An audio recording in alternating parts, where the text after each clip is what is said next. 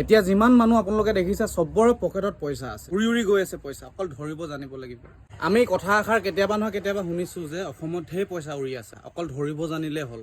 কথাটো মিছা নহয়, সঁচা হয়। এইটো ৰাস্তা চাওক, ৰাস্তাইদি মানুহ গৈ আছে, এইফালৰ পৰা এইফালে দিনটোত হাজাৰ মানুহ অহা যোৱা কৰে। হাজাৰ হাজাৰ মানুহৰ ভিতৰত আমি জাষ্ট 100টা মানুহক ধৰিব লাগে, গোটেই 1000 মানুহকো ধৰিব নালাগে। এতিয়া যে গাড়ী কেইখন গ'ল, তাত পইচা উৰি গৈছে মানুহৰ পকেটত পইচা আছে, গাড়ীখনত উৰি গুচি গৈছেগৈ, উৰি আছে পইচা। এই ৰাস্তাটোৱেদি পইচা উৰি আছে, আমি জাষ্ট ধৰিব পাৰিব লাগিব।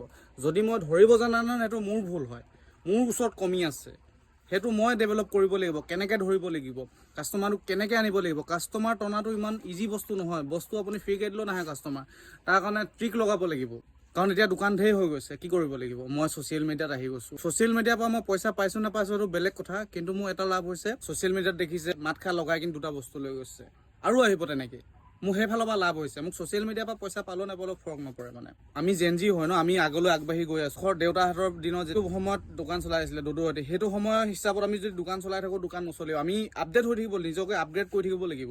আজিকালি চোন অনলাইনতে চব বস্তু কিনা বিকা হৈ থাকে। মই এতিয়া ছ'চিয়েল মিডিয়াত আহি গ'লোঁ, মোৰ এইফালৰ পৰা প্লাছ পইণ্ট হৈছে অকল দোকানখন বহি থাকিলে নহ'ব এতিয়া যিমান মানুহ আপোনালোকে দেখিছে সবৰে পকেটত পইচা আছে, উৰি উৰি গৈ আছে পইচা, অকল ধৰিব জানিব লাগিব।